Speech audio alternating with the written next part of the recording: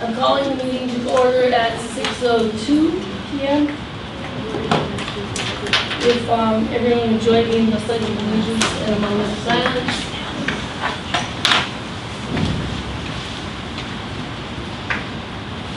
Put your right hand over your heart. Ready to begin. I pledge allegiance to the flag of the United States of America and to the republic for which it stands, one nation, under God, indivisible, with liberty and justice for all. Moment of silence.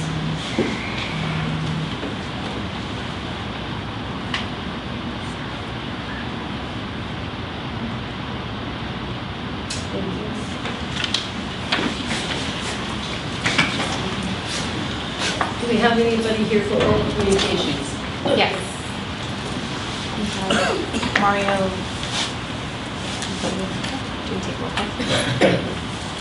Want to go ahead and do roll call? We'll do roll call first. Okay, Sherry Fisher. Commissioner Gia Cablan. I will hear. Commissioner Hector Diaz. Here. Commissioner Michael Flowers. Commissioner Jennifer Gutierrez. Commissioner Gail Mason. Here. Commissioner Charlie Patel. Yes. Commissioner Betty Baez. Present.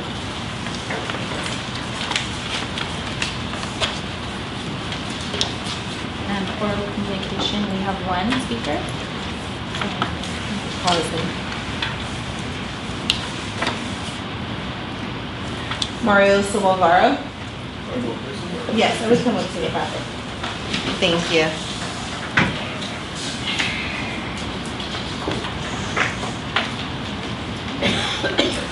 And we're going to sit up for 3 Mario, we're going to sit up for 3 minutes Sure. whenever you're ready. Okay. 2 minutes. Okay. So, my name is Mario Silvaro, District 3. West Covina resident who spends a lot of time at Del Norte Park with my dogs. So, I see firsthand how active and important this park is for the community.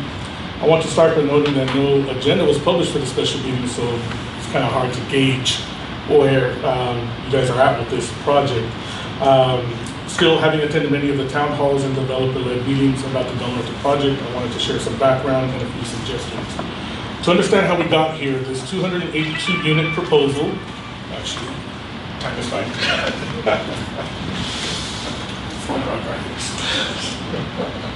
I'll pass these around if you guys want. But, yeah, this is a proposed development of Del Norte Park. So this 282-unit proposal with 34 detached homes, 138 townhomes, and 110 four-story stacked flats. We have to look back at the city's zoning changes. In 2016, the city adopted a new general plan and downtown plan, which first introduced form-based zoning allowing 3 to 4-story mixed-use buildings downtown. 2022, the City Council approved Ordinance 2507, creating a citywide mixed-use overlay zone, suddenly allowing residential projects on nearly all commercial land. And in 2024, through ordinances 2519 and 2520, that overlay became permanent, rezoning most commercial areas citywide for medium and high-density mixed-use housing. What began as a downtown revitalization effort has quietly expanded to the entire city, which is how a large 4-story residential complex is now proposed right next to one of our busiest parks. I've heard from neighbors, dog park visitors, and local families who are concerned not just about the loss of 2 Little League fields and added traffic, but also about how little opportunity there has been for meaningful community input. That is why I'm asking this commission to potentially form a Del Norte Development Subcommittee. I feel it should include one representative from the city, one from the school district, one from the local sports league, maybe one from the developer and some residents. This group could meet publicly to discuss recreation impacts, field replacement, parking, and traffic before construction moves forward. I am not against the housing for planning that works with the community, not around it. A project of this scale deserves collaboration, transparency, and a balanced approach that protects the park and the families who depend on it. Thank you for hearing me out tonight.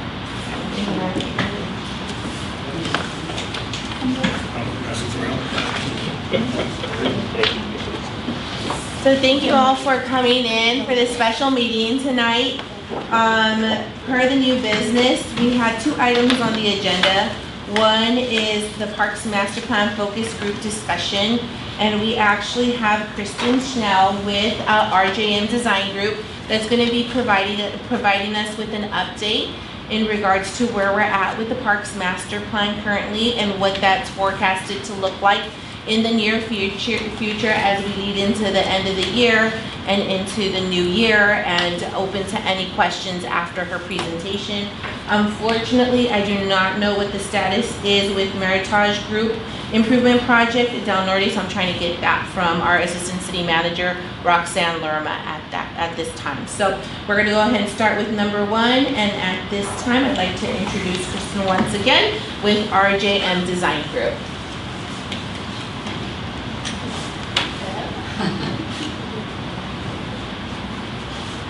Presentation that I'll narrate through. Over here so you can see it better. So, thank you so much, Commissioners, for having me tonight. My name is Kristen Schnell. I'm the Project Manager at RJM Design Group. Tonight I'm excited to share an update on the Parks and Recreation Master Plan, a comprehensive look at how we could continue to building a vibrant, healthy, and connected West Covina for all generations. Let me get my bearings. This is the arrow? Yeah. The master plan serves as a guide and implementation tool, helping to manage, enhance, and expand parks, recreation facilities, and programs. It's built around local community needs and will provide a clear, data-driven recommendations to strengthen West Covina's quality of life. Our process was very thorough. We started with taking stock of existing conditions, and then moved into the extensive community engagement, listening carefully to what residents value most.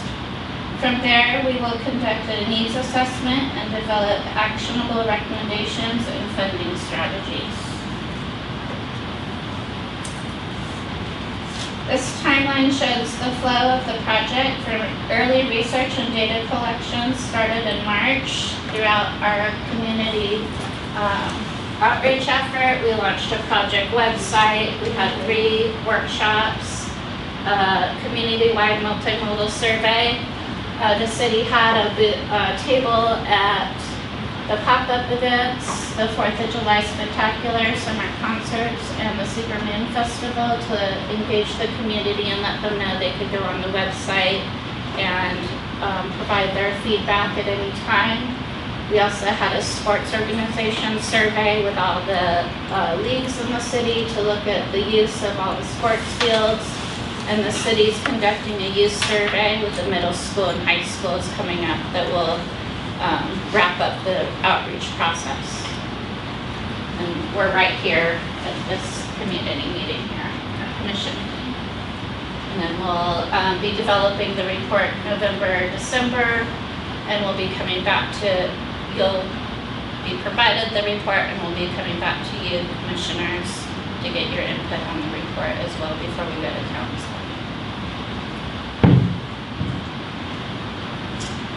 Understanding who we serve is essential.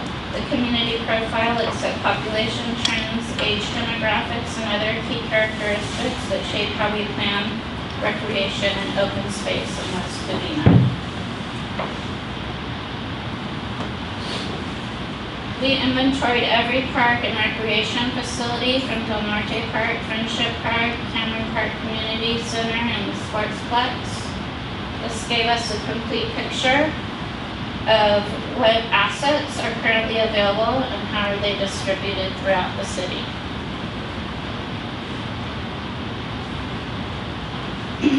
The city's programming is incredibly diverse, everything from arts, dance, and music to senior services, sports, and special events.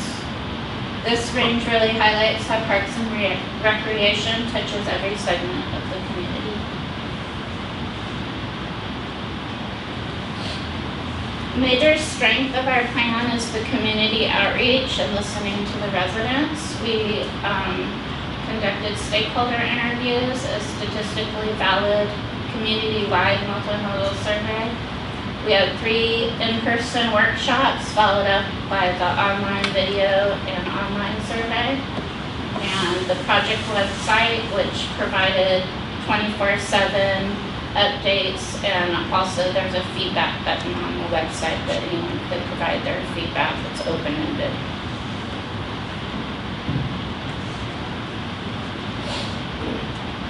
We have seen excellent participation, over 2,400 website views, more than 300 feedback submissions, and workshop survey participation representing about 300 households, as well as the community-wide multimodal survey that included 400 households, and with the average, we asked about questions everyone in the household, so that represents over 1,200 residents.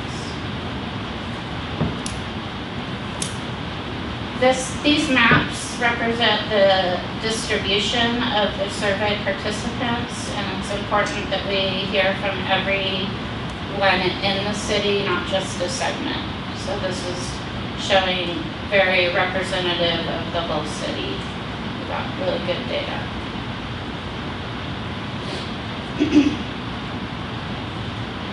The multimodal survey results were very encouraging. 69% of residents are satisfied with park maintenance, and 67% are satisfied with the existing facilities and programs.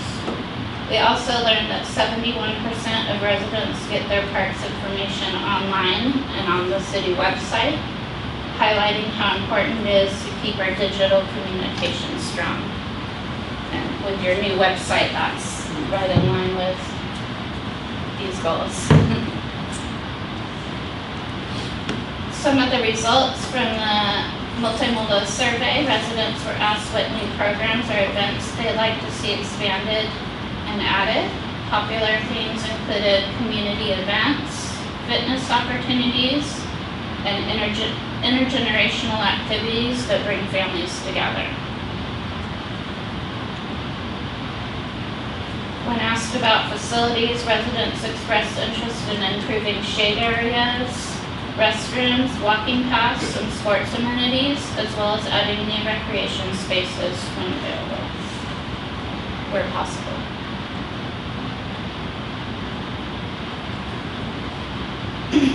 In our first workshop, residents described what makes West Covina great.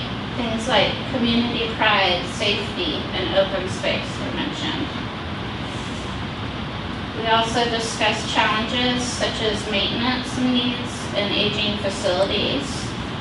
And also, we asked how the city can continue to play a proactive role in preserving what people love most about living in West Covina. And all of these results are on the website as well, so if you want to look at that again. Second and third workshops held in May and July built on those ideas and identified specific programs, amenities, and park improvements residents want to prioritize. These, as you can see, you might see common threads in these things: pickleball, dog park, the baseball and softball, fitness and wellness, community events, and walking programs, all mentioned. And this was also in workshop 2. We asked one park feature and amenity you would like to see added improvement. And pickleball came up as the top one. We list all the top 10 most common responses. So this is what most people said. Restroom improvements, the dog parks, the walking paths, the softball fields, security, ridge riders, water play, and fitness and exercise, as well as the community events. In workshop 3, I don't know if any of you took the workshop 3 survey, but we had a list. It wasn't open-ended like the other workshop surveys. And we came up with a list of everything that we've heard so far in workshop 1, workshop 2, the feedback comments, the multimodal survey, and participants in that survey chose their top 5 programs that they would like to see added and expanded. I have a question. Sure. You said that there were 145 participants in workshop 3. Yes. Physically there, or was this online? That also? was totaling the in-person plus the online. There was 145 people there? No, there was 145 surveys completed. So There? On the No. spot? in the in-person workshop, there Yes. was, I think, 45 to 50 people Okay, there. okay. Yeah, That's what I remember. yeah. Okay. And then the 145 is the total surveys completed. So there was online surveys, there was a few paper surveys that people completed that were at City Hall. And yeah, so that was Thank you the for the grand clarification. total. And same with workshop 3, we had a list of all the park and features, amenities, and recreation facility improvements to choose from. And participants chose their top 5, and these were the most common answers. We took the top 15, as you see here.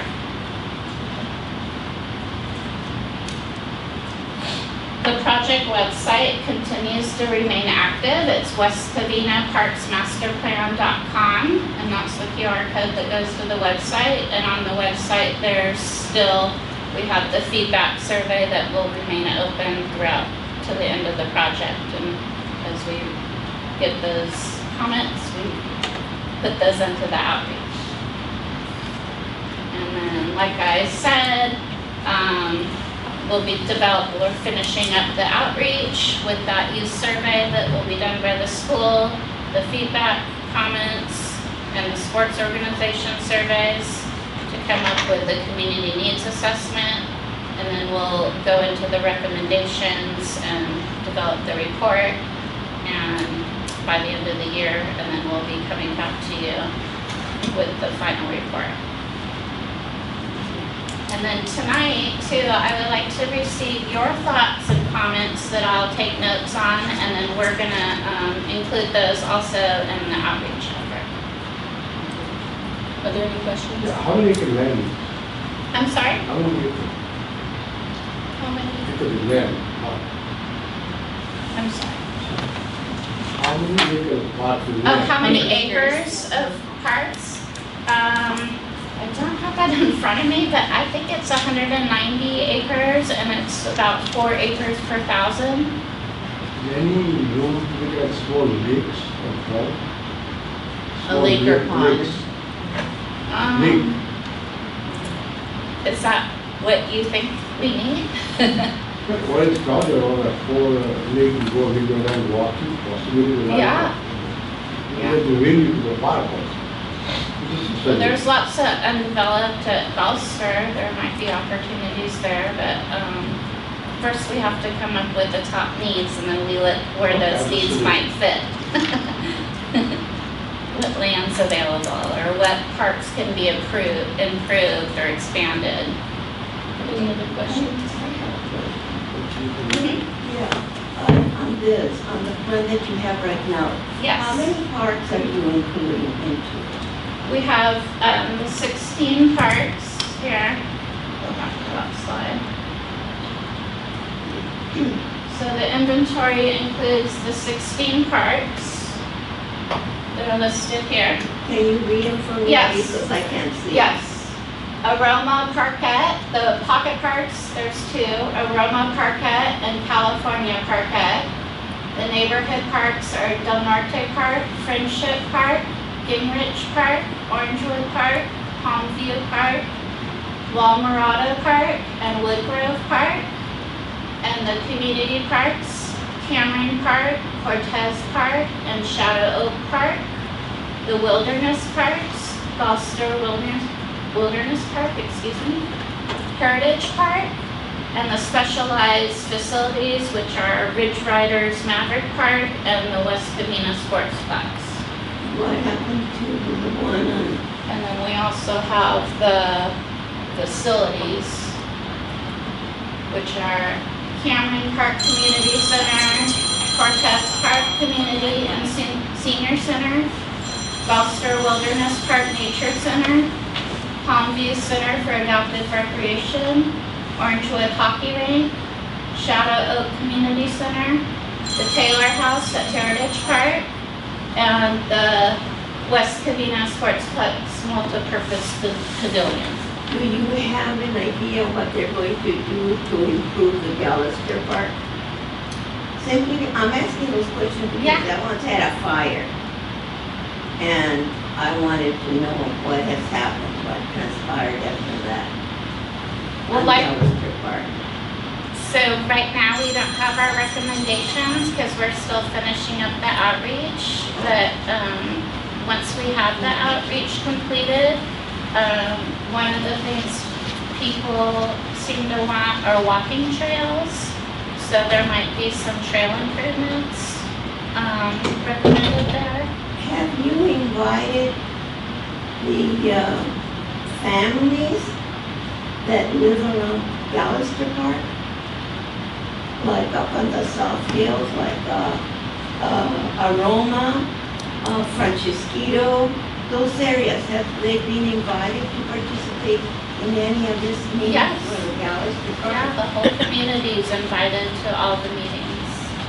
And they were representative also in the multimodal survey. You can see, I know it's hard to see, but Yeah, these I little can't see. dots represent people that took the survey. And there are people that took the survey in that area. Yeah, because I used to live close to there, and I know it needs a lot of Yeah. needs No, in there. no. And it's such a nice area though. So I It's used to go- beautiful. I used to take my dog walk, for the walks there. Yeah. When I did the park site tour, it was beautiful there.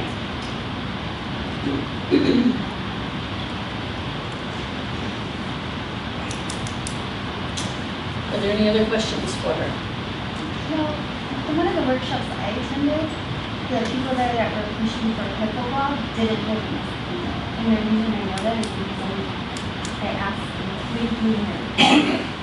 They're like, oh, we're here to support pickleball in this area. This doesn't really live here. So that's why that workshop had a big push for pickleball. So Yeah. like, how do you prevent that from Well, happening? I mean, We I know don't, it's a community. yeah, we don't want to turn people away when they want to be involved, but our recommendations really, when we see the top needs, we really rely on these maps. And so we go into our database and we pick everyone in the city that said pickleball to see where they are. So we kind of hone in So they on, can say they live in this area, but they don't. yeah, so we gather all that outreach, and then when we hone in on the top things, we really go deeper to look at where they were saying that, who is saying that. The feedback survey also has where do you live thing. I know people could say they live there, but we're relying on people being honest, hopefully. Pickleball, but I'm just. But, yeah, There was a- I understand, yeah.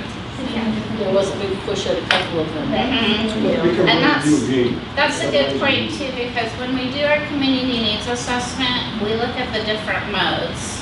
So one mode would be the stakeholder interviews and the feedback, kind of just open-ended, the people that are in the know, the school representatives, city council, the commissioners, and the feedback is all the residents, so just open-ended what they want. Then we have another mode, which is all the community workshops, anyone that wanted to show up and put their input in. And then the third mode is the multimodal, which is residents only and representative of the whole community, because that multimodal survey, we match the demographics of the city. So it's statistically valid representative of the city, and then also the sports organization survey. So if a participant So wrote their address is Covina, it would be outside of your shaded area. You count that, but it would be outside of that shaded area. yes, but when we go into the recommendations. Our recommendations section has what the recommendation is, what you guys currently have, what the community said, and we include a map of where we heard it. Where the respondents are. And to formulate the final goals. You have a question on that? Yeah. Got a three-part question on this one. So, to Sherry's point, people that live outside of West Covina that have interest in West Covina parks, specifically are the ridge riders that board their horses in the equestrian center there. So those are, a lot of them, they don't live in West Covina, they just board their horses there, because that's the way the property is set up, that they lease a backyard from the homes on Van Horn to do that. Secondly is, within the scope of you guys' project, are you guys looking at any available or potential areas to maybe turn into a park? I know there was across from the post office, West Covina PD would love that to be like a dog park, and then kind of get rid of homeless, stuff like that. And another thing, this is back from reading of history, one of the underutilized resources of West Covina is Walnut Creek Wash. Has that at all come into, your guys' scope to look at maybe developing something that would work along with that? So for your first question, you might have to remind me of the questions. But your first question, we do look at potential land that could become park, but we look at city-owned land that could become park. So we don't really look at all the vacant parcels in the city and go into acquisition and all that. That's not really something we do. Yeah, the one for the post office on the city land. So yeah, we will look at that. I have acreage and parcel data I can look at. The second question was the ridge riders being out of the city. No, that's just more of a observation that they're. But we that's do gonna be take one of the into main account regional draw or regional revenue, that you could get from rental facilities and things like that. So that kind of comes into play on that. And then of course, if we hear a lot of people want equestrian improvements, then that would rise to the top. There's a community drive that's taken it upon themselves to kind of rehabilitate. Yeah, I that saw area. that. That was awesome. I saw that And it article in continues. the Rotary. And that's fantastic. Everyone, we need all the hands we could get to help. The third question? Walnut Creek Wash, which Oh yeah, there's a Walnut city Creek Wash, portion of that. that was mentioned in the city's general plan as an opportunity. And for future trails and things like that, so we will mention that in the report as well, because we're an extension of the general plan to keep that updated. Do you have any other questions? Okay, thank you so Thank you.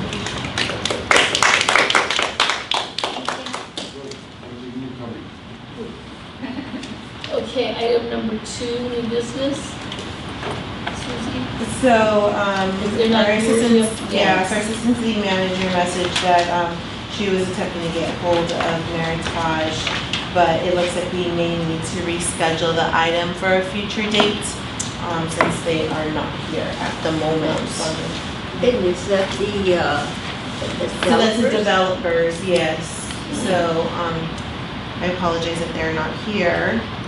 But they will be coming to the commission. You hope. We will ensure that they reschedule a date to come back to Do them. you have any information on the development? I personally do not know. I'm wondering if the lease has gone through or the purchase has gone through, because the last time they told us they hadn't purchased it, they were doing their due diligence. Unfortunately, I do not have any information on that. I believe they're still kind of in the, idea Yeah, phase, but I really haven't been privy to any of that information.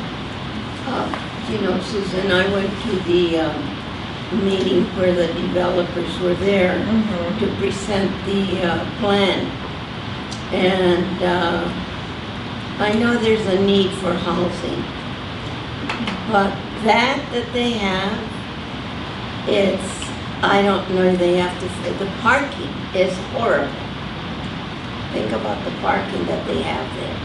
The parking, and then they have, another thing, I think they're gonna have, some other condos are gonna be 4 bedrooms, but only a 2-car garage. So that's all they're gonna have, nothing else but the 2-car garage for any of the building, the homes. I don't know, and it's too dense. I mean, it is just horrible. And one small swimming pool. And my concern was, okay, for the parking, if they only have a 2-car garage for a family that's going to buy a home of 4 bedrooms, you know they must have about 4 kids. And where are they going to park? On the street? But what happens to the homeowners there? That there's a lot of homeowners there. And then what happens when they have like a baseball game or what, you know, games there, or people want to go on picnics? Where are they going to park? Yes, they'll have a section to park, but I'll assure you that if the people that live in those homes are not finding a parking space, they're going to park where they're not supposed to. They're going to utilize the parking area for the people that are using the park. So if they take it to the planning, would you please let them know to check on that, on this, mainly the parking issue. The parking The issue. density, yes. Melissa has that noted, we want to try to pass that along. Thank you. That development right there in Vincent Working is a prime example.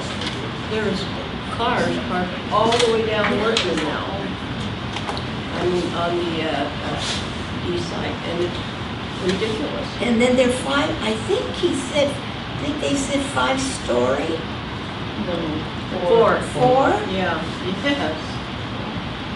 Yeah, it's just, Well, it's and January. another thing is that there's no section for low-income people. Okay. And that we need no sections for low-income people. I don't think they're that's high on this list.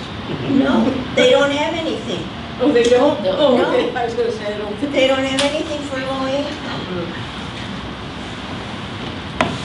Thank It's you. just, I really, be honest with you, I didn't like the plans. Period. No, this is for the Meritage home proposal at Del Norte. Is there anything else? Any other discussion? The swimming pool too, also remind them to put down about the swimming pool. Only one swimming pool for, They have just one swimming pool for all the units there. Well, when they bring this up, we can discuss it then, yes, absolutely. Okay, upcoming events on Saturday, October 25th from 4 to 9, the Festival of Frights and the Cartoberfest, downtown West Covina, partially sponsored by the West Covina Kiwanis Club. If I may add, if any of you commissioners would like to be part of the opening ceremony, please arrive no later than 3:45 and we will do the welcome at 4 o'clock. Thank you. 3:45? Yes, meet us by the DJ booth next to the stage. Is that supposed to be something for Halloween? Yes, that's what, A Halloween it's issue? a Halloween event. Okay. And if Vanessa, if you want to elaborate on what the event consists of, so that way the commissioners are. So that night from 4 to 9, we're gonna have different types of activities. So we're gonna be having a costume contest. We'll have a kids zone that includes different types of activities and games, like face painting, balloon twisting. LA Kings is gonna be coming out and bringing like an inflatable activation zone. We'll have jumpers, train rides, and then we'll have our haunted house, which we're known for here in West Covina. So we'll have that set up. We'll also be having the band is Smooth Sounds of Santana, so it's a Santana tribute band from 7 to 9. We're also having our local downtown businesses participate in the trick-or-treat stops. So we have about 10 businesses participating. They'll be handing out candy from 4 to 7. And then like Carrie said, we're partnering with Kiwanis and they're going to be having their car show. As of right now, they have about 50 cars and motorcycles. That's the last update that I got. So they're going to be also passing out some candy. Our SWAT vehicle will be out there. Our fire truck passing out candy as well. And also in the Kiwanis area, the blood mobile will be out that night too. So we got all that going on. So it's going to be a lot of fun. So hopefully you guys can attend. We want to suck your blood. There you go. It's perfect with the theme. Should make a sign. I was there last year and it's really quite It's something. really fun, especially all the How costumes. creative the costumes can be, and And then it's- you also have first, second, third place. Yeah, we winners have to first, do it. second, third place for Yeah, all that the was really- categories. that's a And fun this scene. year we added pets, so we added a pet category. It's the Kiwanis that are sponsoring? They're doing the Cartober Fest, yeah. Yes. The car portion, so all like the classic cars are gonna come out, the motorcycles. So sure what that meant. Okay, then who's sponsoring it? The city? The city puts on the festival of frights portion. Yes, we're partnering with the Yeah. city. Okay. We as in the Kiwanis. Yes. Okay. So we have Okay. lots of activities, so hopefully you guys can make it, it's fun. Every Saturday morning from 9 to 1, go out to our little farmer's market. They are working hard to increase it. My husband and I go there every Saturday almost, so We've been hanging on for years. they've been hanging on. And the last Saturday every month, beginning at 8 a.m., got pantry, food bank distribution at Cameron Park. Do I have any questions, comments, feedback? Yes, sir. Exactly. Also, October 25th is Red Ribbon at West Covina High School. Red ribbon. Put on by the Rotary Rotary. does that, We don't talk about the Rotary here.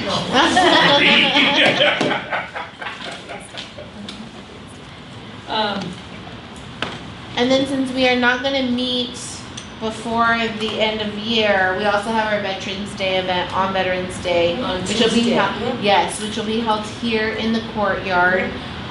So please save the date, it's from 11 to 1. We'll have a nice ceremony followed by a lunch, and all of our veterans are going to be gifted with a special token of appreciation from the city. We're not gonna meet till next year. We are not, because November 11th is actually Veterans Day and it's an official holiday. So we'll unofficially meet at the ceremony. Yes. There you go. We'll find a place. We'll find a place. Okay. Are there any questions before I adjourn the meeting? Any comments? Just, I want to thank you because I know this was a special meeting for you, making time to be here tonight. And Kristen, thank you for making the drive out because I know it was a little bit of a distance for you. So thank you for your presentation tonight as well. I do want to say something. I want to thank you, Susan, for the wonderful gala we had, the State of the Union. I know you did a lot of work, but I wanted to suggest one thing. Of course. Is that when you do the introductions on it all, and very well deserved, cut their speeches. Just let them speak no more than 5 minutes. I mean, it's just prolong and prolong and prolong and, otherwise it was beautiful. Thank you. Thank you, and you're doing a fantastic job. Thank you, For Eddie. the city. I appreciate that. It's a lot. I know it takes a lot of work to improve, but you're doing it slowly but surely, but you're there. And I do thank you. Thank you, I appreciate that. To piggyback on that, I think I told you, I think our police and fire should be recognized first. Yes. We are Above all. definitely working to fine tune the run show for the state of the city to see how we can, keep it within the timeline. Yeah. And then also ensure that everyone is recognized and everybody stays for the entire recognition. I felt like that. Fire. Save the food to the end. What's that? Say dinner till the end. Save the food to the end and then we'll say. Yeah, don't feed them until it's over. Okay, any other questions before I adjourn this meeting? Vanessa, Yes. at the lunch feedback at senior center, a couple of seniors with a computer, we share the computer. No, we're not short on computers. We have our 6 computers. Right?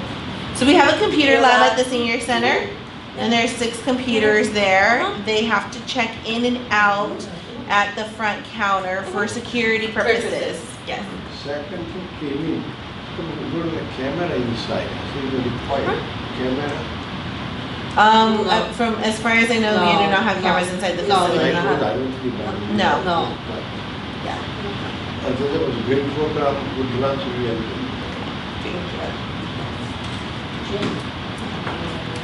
Oh, no. Oh, that was just a question. Susie had already. Okay. Anything else? Going once, going twice? A meeting is adjourned at Wow, what a 7. timing. What a It's timing. 44. It's 6:41 officially. Yeah, 6:41. That's off a little bit. Yeah.